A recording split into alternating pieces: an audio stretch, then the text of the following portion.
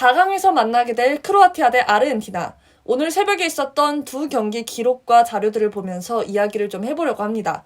먼저 크로아티아는 브라질을 잡고 올라왔죠. 경기 기록을 좀 보자면 슈팅이 먼저 2배가 넘게 차이가 납니다.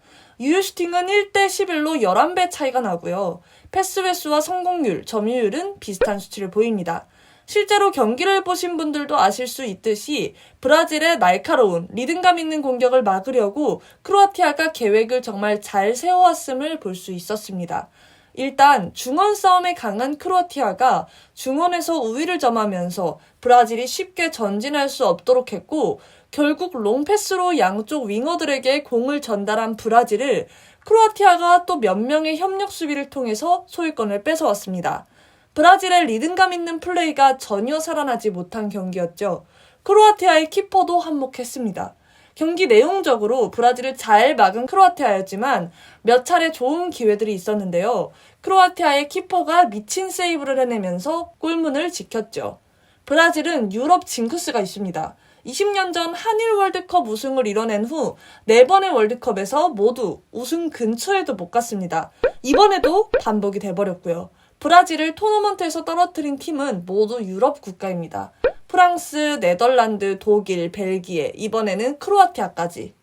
솔직히 객관적인 전력상으로 보면 브라질이 우위라고 볼 수 있는데, 이런 결과가 나오는 거 보면은 징크스를 이어나갔다라는 말을 할 수 있을 것 같네요. 히트맵을 한번 보면 브라질은 크로아티아에 비해서 높은 지역에서의 터치가 잦았습니다. 딱 봐도 브라질이 더 공격적으로 경기를 운영한 것을 알 수가 있겠죠. 크로아티아는 컨셉이 일단 브라질을 막고 보자는 것으로 보여졌어요. 사실상 세계 최강의 브라질을 막는 것 자체가 정말 세밀한 노력과 전술이 필요하기 때문에 일단 1차적인 목표가 브라질을 막는 거고, 그리고 나서 공격을 하던, 시간을 끌어서 승부차기까지 가던, 승부를 결정짓는 것은 그 다음 문제인 것처럼 보였습니다. 하지만 브라질 공격은 아쉬움을 많이 보였었죠. 측면이 엄청난 강점이었던 브라질의 비니시우스는 생각보다 유라노비치한테 밀리는 모습을 보여주었고, 하피냐 선수도 그다지 좋은 모습을 보여주지 못해서 결국에는 두 선수 다 교체가 되는 상황이 벌어졌죠. 또한 측면 풀백의 공격 가담도 아쉬웠습니다. 크로아티아는 모드리치 선수가 정말 많은 역할을 해줬죠. 선수들의 위치를 계속 경기 중에서도 조율을 해줬고, 직접 공을 잡고 높은 지역까지 올라가서 공격 찬스를 만들어내기도 했습니다. 하지만 피니셔가 없었죠. 또한 연장전에는 장신의 선수들을 투입해서 제공권으로 승부를 걸어보기도 했습니다. 측면에서 크로스를 올리는 방법을 몇 차례 썼었죠. 결국 한마디로 정리하면 네이마르의 이름값 하는 플레이와 크로아티아의 역습으로 승부차기로 갔습니다. 크로아티아의 중원은 생각보다 너무 강했고, 끈질기게 브라질을 막아냈던 연장승부의 강자, 승부차기의 강자 크로아티아가 크로아티아를 한 경기라고 볼 수 있을 것 같네요. 브라질이 중원 싸움에 조금 더 힘을 실었다면 어땠을까 하는 아쉬움이 드는 것 같아요. 특히나 뉴캐슬에서 미친 활약을 하고 있는 기마랑이스 같은 좋은 자원들이 있잖아요. 이런 자원들을 조금 더 활용을 할 수 있었을 것 같아요. 브라질 너무 아쉬운 결과고요. 크로아티아는 이제 아르헨티나를 만나게 될 텐데, 이번 대회를 보면서 느끼는 점이 저번 월드컵에서 크로아티아가 괜히 준우승을 한 게 아니구나, 크로아티아는 진짜 토너먼트의 숨은 강자가 맞구나 라는 생각이 강하게 듭니다. 이렇게 되면 아르헨티나도 솔직히 잘 모르겠어요.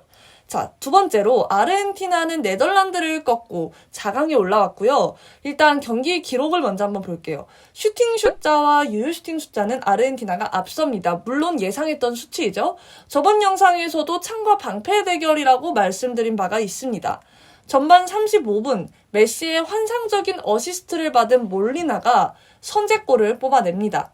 PK까지 얻어내고 성공시키면서 2대0으로 아르헨티나는 앞서고 있었는데요.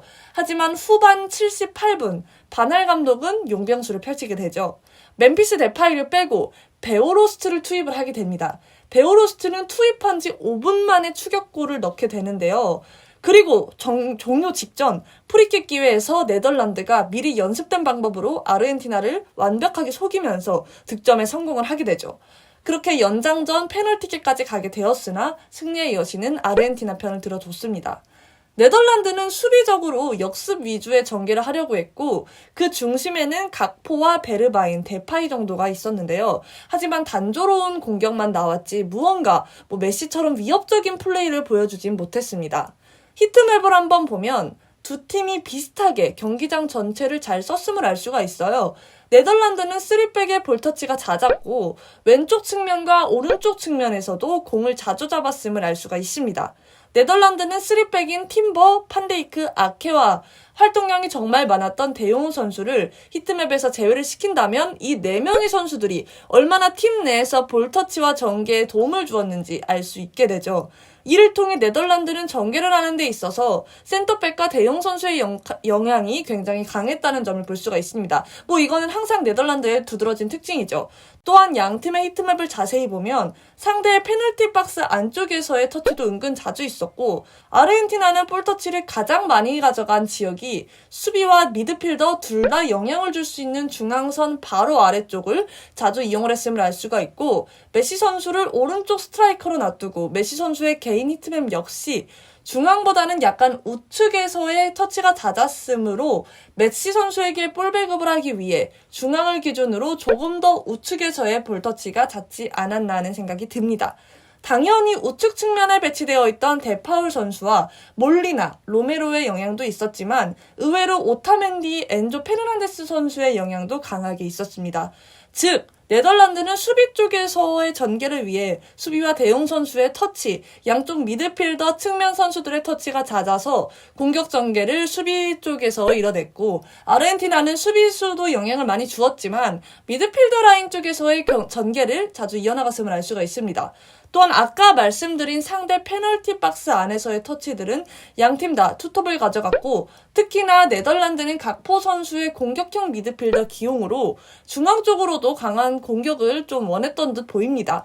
아르헨티나 역시 미드필더까지 공격에 가세할 수 있게 탄탄한 5백 구성으로 공격수인 메시와 알바레스 선수를 제외하고도 마갈리스테르, 엔소 페르난데스, 데파울 선수가 상당히 공격에 참여를 많이 해줬음을 알 수가 있습니다. 이 경기를 요약을 해보자면 메시는 아직도 혼자서 최소 3인분을 한다. 아르헨티나가 네덜란드를 흔들 수 있게 준비를 잘 해왔지만 네덜란드는 전술이 먹히지 않을 때 신장 조건이나 다른 것을 활용해 다른 방안을 재빠르게 내세운 파넬 감독의 상황 판단 능력이 돋보였고 마지막 프리킥은 그저 놀라웠다라고 요약을 할 수 있을 것 같네요. 아르헨티나 대 크로아티아와 브라질의 경기를 보기 전이라면 좀 다르게 생각했을 수도 있으나 이 경기 진짜 모르겠습니다. 경기 내내 브라질을 꽁꽁 묶어버린 크로아티아이기에 말이죠. 크로아티아는 아마도 또 연장 승부를 생각하고 있지 않을까 싶네요.